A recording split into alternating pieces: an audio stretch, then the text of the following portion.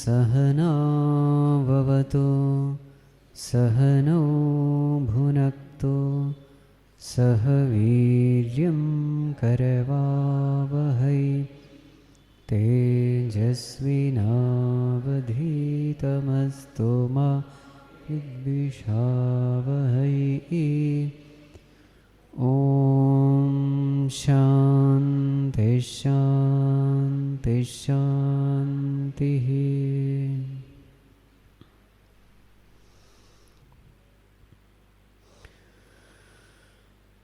ॐ नमो भगवते वासुदेवाय।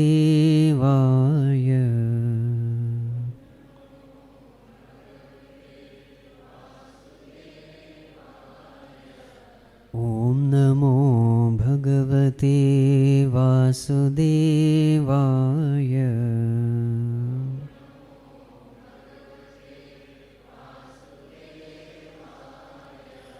ॐ नमो भगवते वासुदेवाय।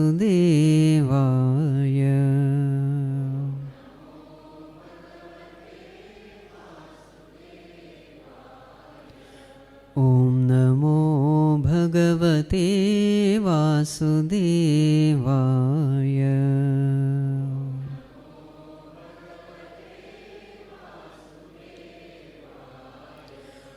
ॐ नमो भगवते वासुदेवाय।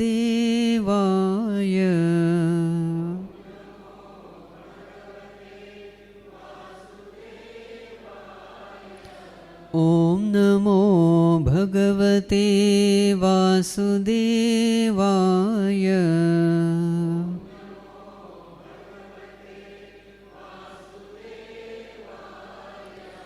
ॐ नमो भगवते वासुदेवाय।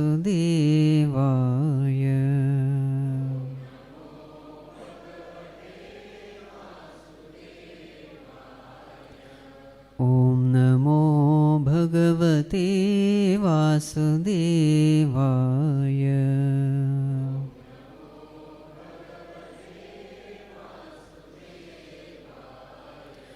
ॐ नमो भगवते वासुदेवाय।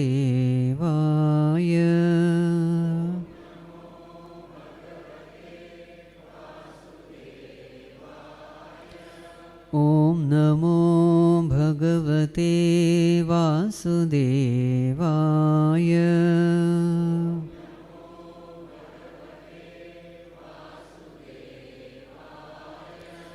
ॐ नमो भगवते वासुदेवाय।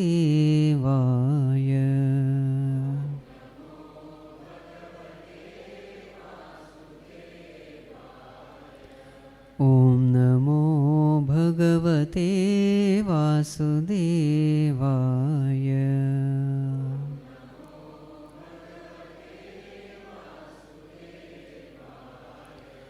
ॐ नमो भगवते वासुदेवाय।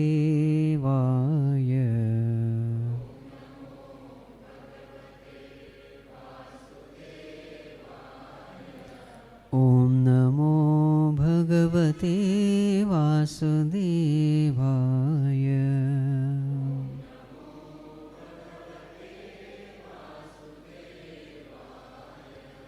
ॐ नमो भगवते वासुदेवाय।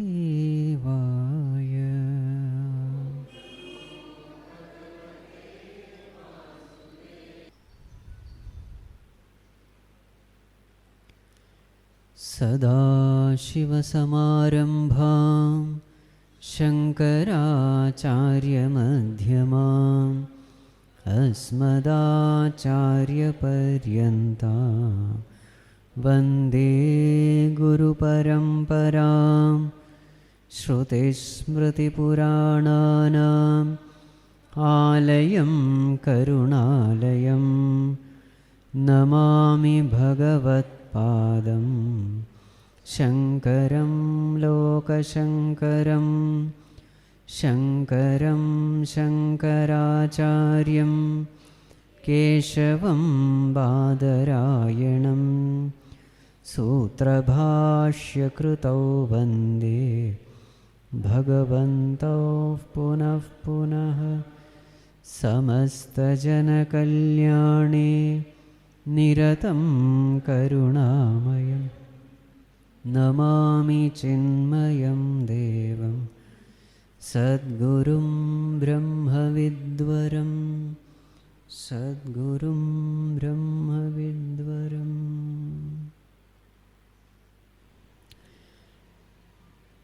The topic of this meditational camp is going to be, as the name suggests, meditational techniques. Now I find that in this group there are all categories of people. There are people who don't even know what meditation is, who don't even know what spirituality is. Such people are also there. On the other hand, there are people who have been attending these classes for 15-20 years. So all kinds of people we have in this. So therefore, we will have to start from the basics. Right? We will have question answer sessions only after 2-3 days. Because there is all the possibility that many of your questions may get solved as the day advances. After 2-3 days, we will have interactive sessions, question answers. So what all doubts you have, please note down. You have been given a notebook, pen, etc. All questions will be discussed thoroughly. All problems related to meditation will be discussed. Okay? Right. So the first and the most important question is, why should we meditate? This question can come because in the society, majority don't meditate. 99%, rather I can say 99.99% of the people, they don't meditate.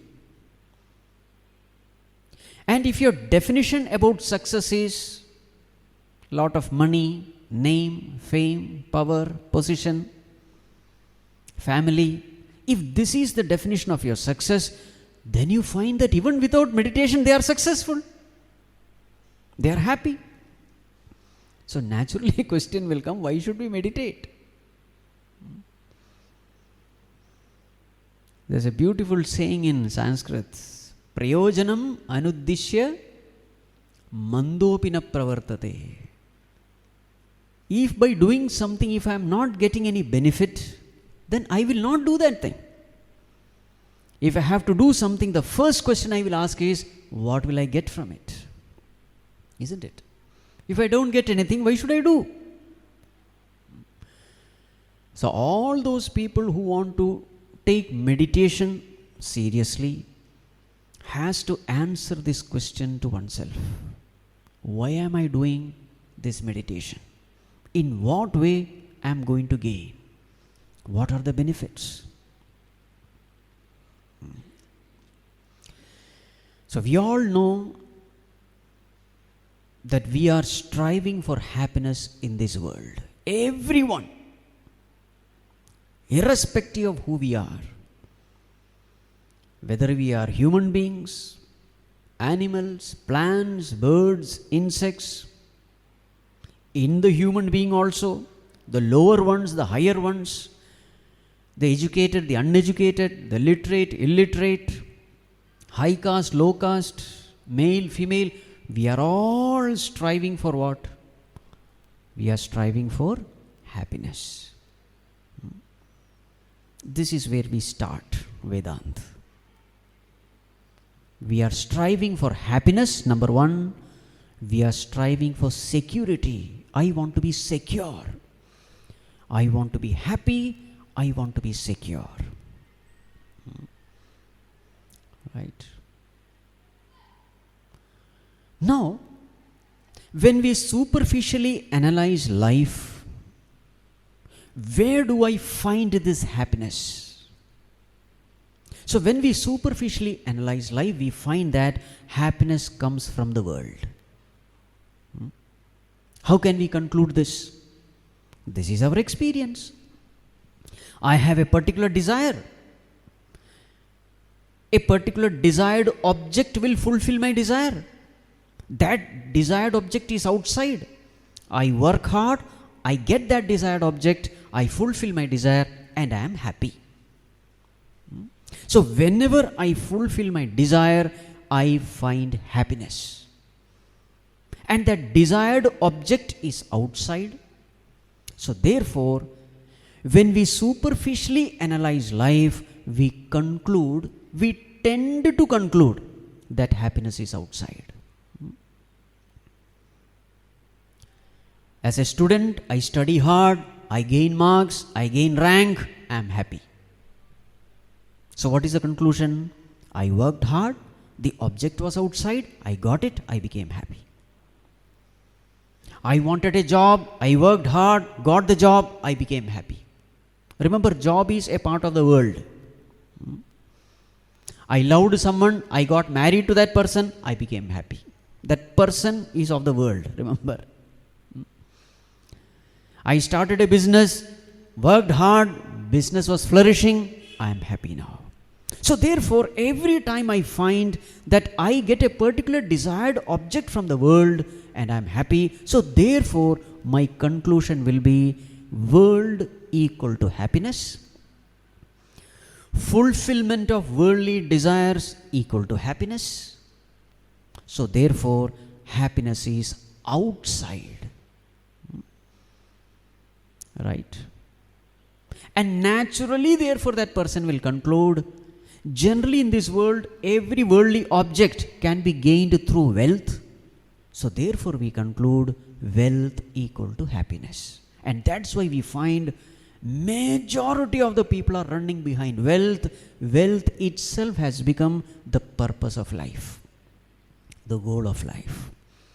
For such a person, is meditation necessary? Meditation means, simple definition, looking within. Is it necessary? It is not necessary. Why? Because my object of happiness is outside, so therefore I have to go outside. Why should I come inside? Why should I look within? That is why people don't have any value for meditation, generally.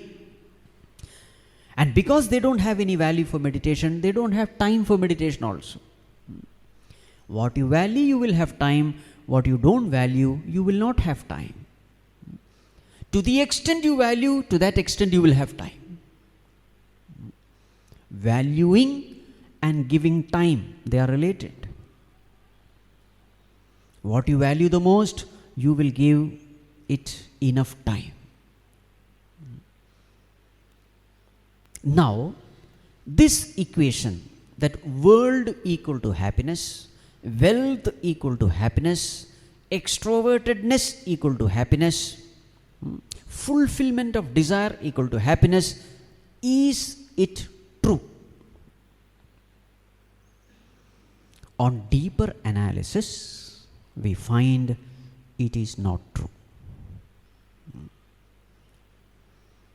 See, as a person evolves, he is able to think deeper and deeper into the realities of life. This is a sign of evolution. What is a sign of evolution? Ability to think deeper. Low evolved beings, they are not able to think deeper. Their intellects are gross.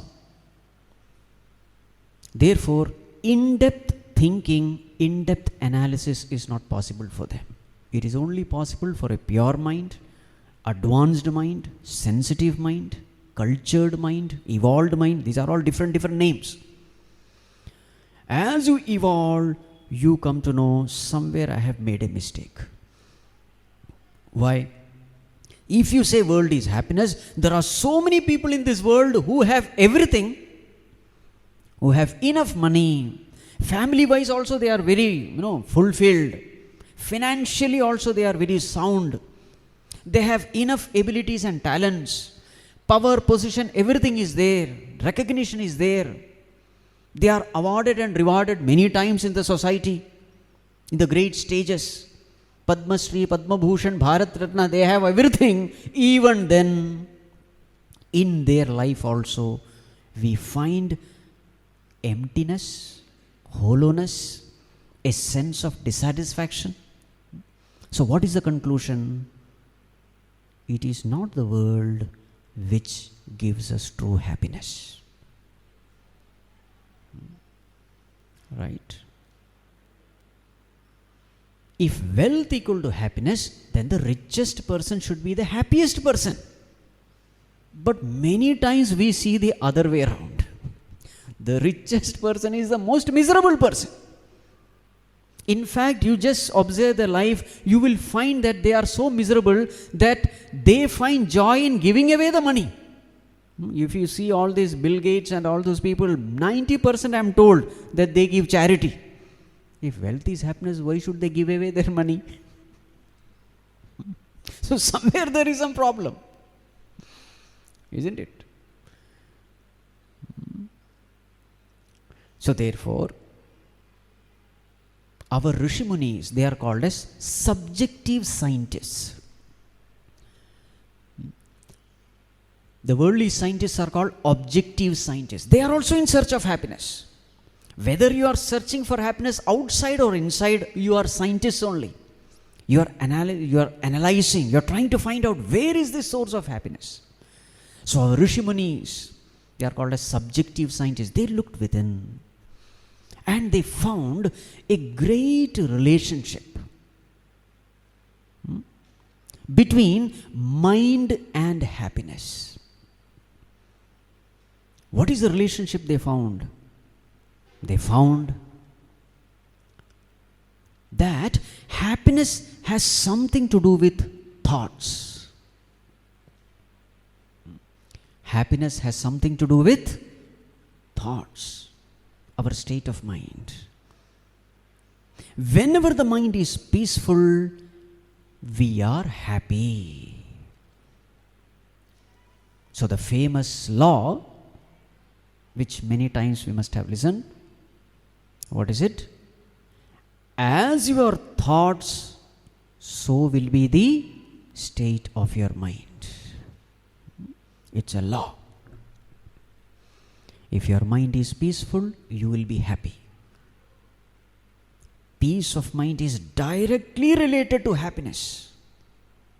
Greater the intensity of peace, greater is your happiness. Longer the peace, longer is your happiness.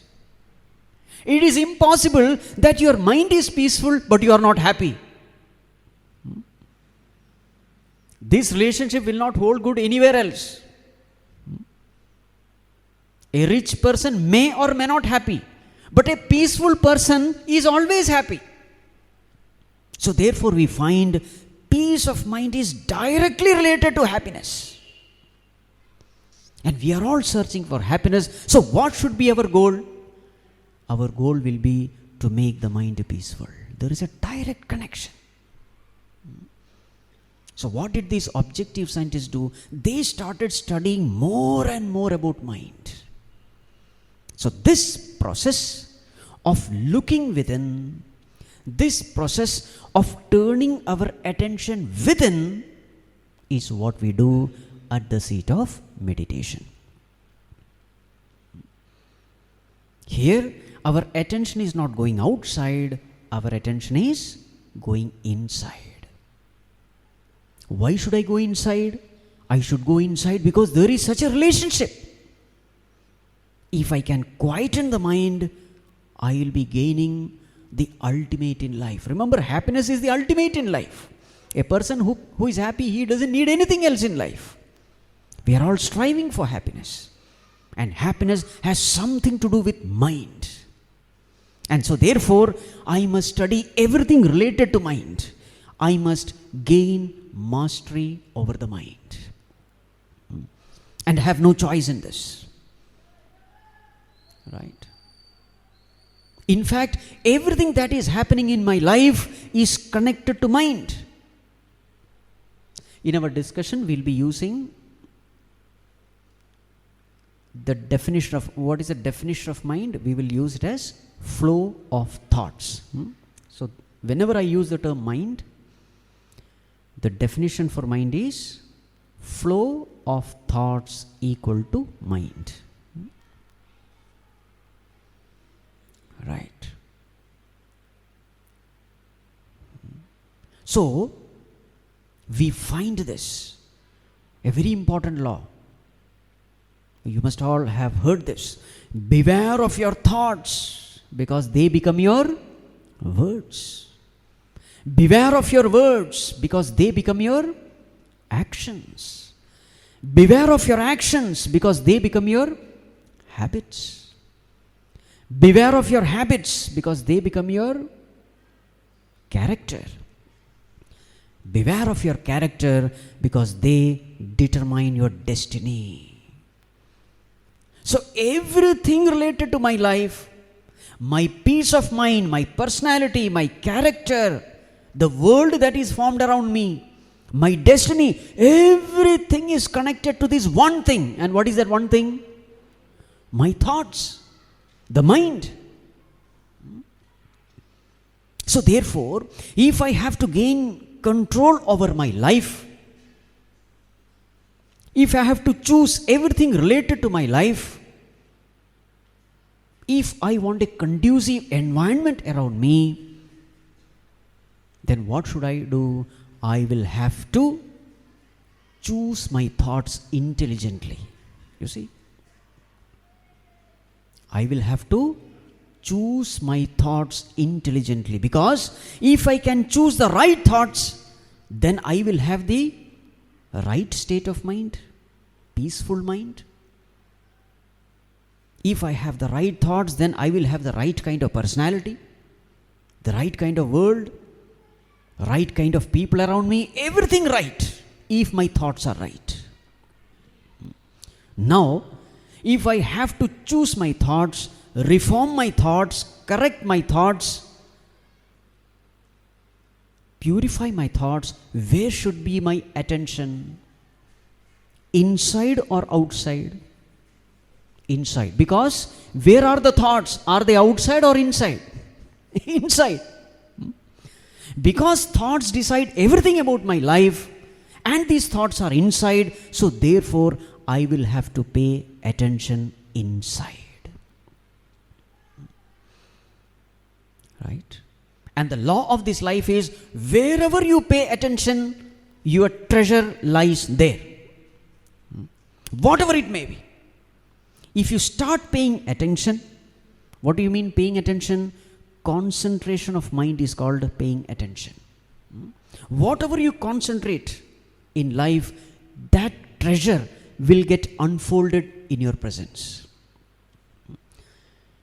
Whether it is worldly treasure or whether it is spiritual treasure, the treasure gets unfolded when you start paying attention. Right?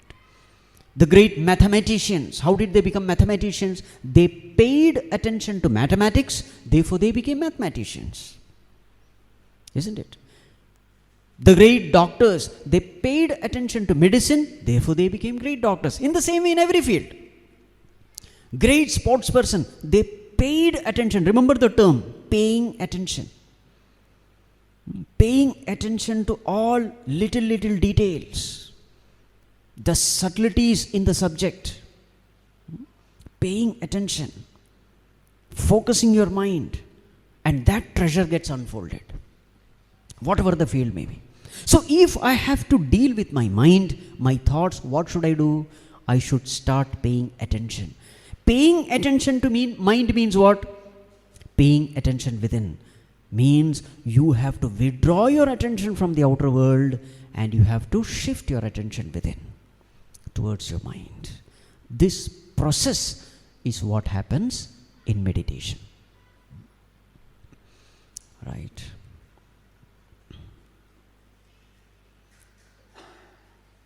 So if I want to be happy, what should I do? I should have a peaceful mind. If I should have a peaceful mind, what should I do? I will have to pay attention to the thoughts that are happening in my mind. I have to take care of my thoughts. There is a direct relation between the state of the mind and the thoughts flowing through the mind. What is the relationship? If my thoughts are good, if my thoughts are noble, if my thoughts are pure, I will have a peaceful mind. It's a law. If my thoughts are negative, if my thoughts are impure, then I will have a disturbed mind. It's a law. So if I find my mind disturbed, what does it mean? There is a cause-effect relationship. Disturbed mind is an effect. It's a karana. There has to be a karya. There has to be a cause. What is the cause? The cause is I consciously or unconsciously entertain some negative thoughts, and the result of entertaining this negative thought is I have a disturbed mind. See, there is a cause-effect relationship. There is a cause-effect relationship. Remember one thing, whether you are consciously entertaining or unconsciously entertaining, it doesn't matter. You will have to pay the price. Conscious or unconscious entertainment of thoughts has no role to play. If the thoughts are negative, you will have to pay the price. What is the price to be paid? A disturbed mind. Remember, disturbances can be of various types and flavors. Anxiety is a particular kind of disturbance. Depression, one type of disturbance. They are all different types. When I say disturbance, it can be of various types. Boredom is another kind of disturbance. Stress is another kind of disturbance. They are all different types of disturbances, but they are all disturbances only. And they are all effects. It is an effect. Stress is an effect. Anxiety is an effect. Worry is an effect. What does it mean? Every effect must have a cause. And what is the cause? Entertainment of a particular negative thought is a cause. So if I want to get rid of disturbance, what should I do? Any effect you can get rid of only by getting rid of the cause. Isn't it? I am suffering because of a particular disease. How to get out of that disease? What is the cause? There has to be a cause for that disease. You remove the cause, the effect also is removed. Isn't it? So a disturbance is the effect. A negative thought is the cause. So what should I do to come out of the disturbance? Remove the negative thought and the disturbance of the mind also will be removed. See, there is a direct relationship. How to get rid of negative thoughts? That is what you have to do at the seat of meditation. That topic we will take up later. When we don't have this knowledge, what are the various kinds of mistakes that we do? See, there is a disturbance. Lot of stress is there, worry is there. When we don't know this kind of relationship, what are the wrong ways of handling this disturbance? I want to get rid of the disturbance. There are so many wrong ways. What are the wrong ways? So many doctors are here. You already know. They take all this kind of, what is that? Antidepressant drugs they take. So what happens when you take such drugs, such medicines? Forcefully the mind is made quiet. You take alcohol, yes, it's a forced quietude. Because under the effect of that medicine, the mind becomes quiet. And when the mind becomes quiet, you experienced a forced happiness. Now, will it solve the problem? Is it the right solution? It is not the right solution. Why? Because as long as the medicinal effect lasts, so long you are peaceful. And moreover, there are a lot of side effects also. So that is not the right way at all. No doubt the mind is quiet, but it is like Jala Pakshivat. Remember Ramana Maharshi's Upadesara. Lot of side effects, that's another thing. But whereas meditation has no side effects at all. Medications may have side effects, but meditation has no side effects. In fact, that is the right way to come out of all disturbances. You see? I hope you are understanding what I am saying. We are discussing the benefits of meditation. First, that has to be discussed. That has to be understood. Only then we will be serious about meditation, techniques, etc. So the greatest benefit of meditation is I become a happy person, a cheerful person, a contented person, a fulfilled person. Because now I know the relationship between happiness and thoughts. If I entertain noble thoughts, nobody can take happiness away from me. All my happiness is robbed because of my own negative thoughts. See how many mistakes we make. When we get disturbed, what is the general tendency? Because of that person, I am disturbed. Isn't it? Because of such and such person. That person can be anybody. Your daughter-in-law, your mother-in-law, your whatever. Your neighbor, your friend, relatives, boss. Because of that person, I am disturbed. Now this statement, to what extent it is right? How much percentage of right can you give in this?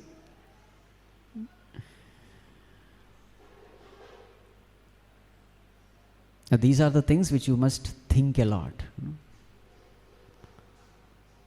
As long as you are thinking that a particular person is the cause of my disturbance, can you come out of that disturbance? No. Then there is only one way. You have to eliminate that person from your life. And many people try to do it. They end up in jail. Whereas look at the beauty of this philosophy. If somebody is disturbing you, your analysis of this equation itself is wrong. It is not because that person has shouted you to, because of which you are disturbed.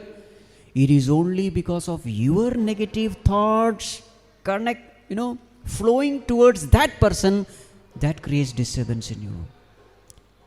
Are you able to follow what I am saying? I alone am responsible for my disturbance. If you curse that person, you will be disturbed. If you witness, nothing will happen.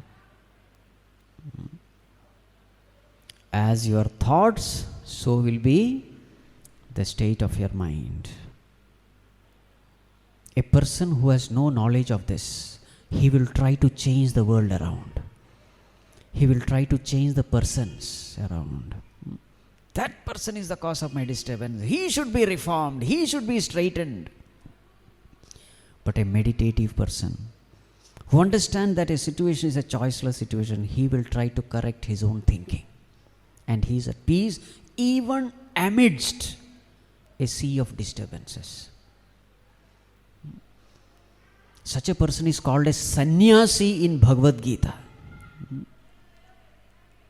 Neyasya nitya sannyasi yona dveshti na kankshati nirdvando hi mahabaho sukham bandhat pramuchyate. Nirdvandvaha, the ability to remain peaceful, calm, irrespective of the outer ups and downs of life. Such a person is defined as a sannyasi in Bhagavad Gita. Only a meditative person can achieve that state. A person who has understood the relationship between state of mind and thoughts. As your thoughts, so will be the state of your mind. What an amazing statement it is. We'll be taking up so many other laws also. So what do we do at the seat of meditation? At the seat of meditation, we withdraw our attention from the outer world and we start paying attention to the mind. This is the first step. So the first step in meditation is observe. Observe what? Observe your mind. Observe your mind means what? Observe your thoughts. Observe your thoughts. In the beginning, while observing, you may go to sleep. Doesn't matter. Or while observing, you may find mind is wandering here and there. Doesn't matter. Do it. Or while observing, you may feel bored. Doesn't matter. Do it. Because there is no other way. See, going outward, it is very easy for us. Because for the beginningless times, we have been doing this. As animals, as plants, as birds, we have been doing this. As human beings also, for a long time, we have been doing this. Thousands and thousands of lives have already passed. We have been doing this, going outward, through the senses. Now in meditation, what are we trying to do? Going inward. This is a journey through an unknown path. So therefore it will have its own challenges, it will have its own difficulties. But we have no choice. Because everything about me is connected to my thoughts, so I will have to have great control over my thoughts. In that, the first step is observing my thoughts. And as you keep doing this, slowly, slowly you become more and more efficient in observing thoughts. There is another law of life. Practice leads to perfection. So in the beginning, even if there is failure, doesn't matter. Keep doing it. Keep at it. Again and again, again and again. Maybe 5 minutes, 10 minutes, now and then. Keep on doing this. Slowly, slowly, slowly, lot of things become clear about mind, about the behavior of the mind, about the nature of the mind. There are a lot of things to learn about mind. But everything has to start with observation. Observe. As you practice, you will find that you are able to observe mind at deeper and deeper levels. In the beginning, you will not see any mind also. But slowly, slowly, you start seeing the conscious mind. And as you go deeper, you start seeing the subconscious mind. There is something called intensity of observation, depth of observation. And to the extent you can go deeper and deeper within yourself, to that extent you gain greater and greater control over your mind. And once you are gaining control over the mind, everything else becomes under your control. Your speech, your actions, your world. So we are in a choiceless situation. We have to start this. Whether I fail or not, it doesn't matter. I will do this. What is it? Observing the mind. More of it we will discuss in the evening. Again, let us sit for some time. So in the beginning and the first 10 minutes and last minute, let us sit for meditation in silence. You are free to do whatever you want to do. The purpose now is being with our own mind, turning our attention within. Right.